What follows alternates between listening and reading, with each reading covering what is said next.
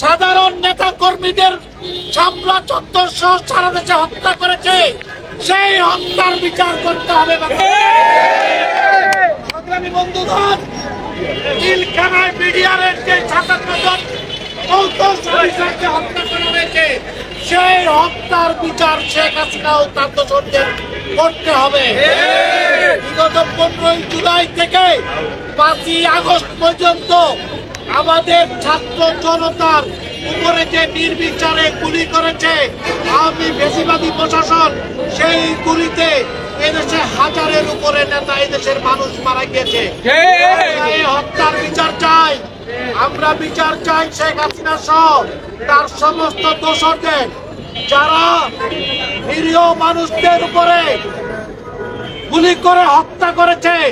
সেই হত্যার বিচার শেখ হাসিনা সহ তাদের দোসর শামীম ওসমান, সেলিম ওসমান সহ সমস্ত হত্যা বিচার করতে হবে।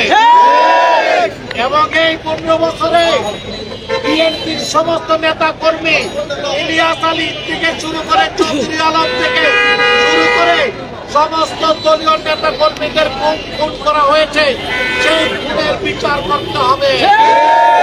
আমরা বলতে চাই, এই ফ্যাসিবাদী সরকার কিন্তু সরকারের লোকজনরা আত্মগোপনে আছে, কিন্তু তাদের দোসররা যারা এই সরকারের সাথে সম্পৃক্ত, তারা কিন্তু এই দেশ থেকে পালিয়ে যায় নাই, তারা এই দেশের ভিতরেই আছে। তারা যেন এখানে আমাদের দলীয় কোনো সুযোগে, আমাদের দলীয় কোনো কর্মীদের সঙ্গে মিশতে না পারে।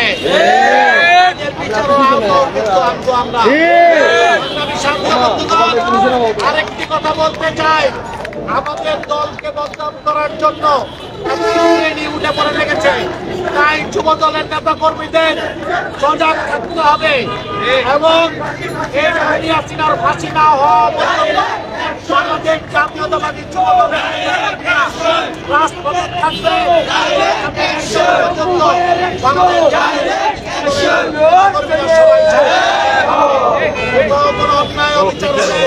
আপনারা আমাদের অবগত করবেন, আমরা সেই ব্যবস্থা নেব।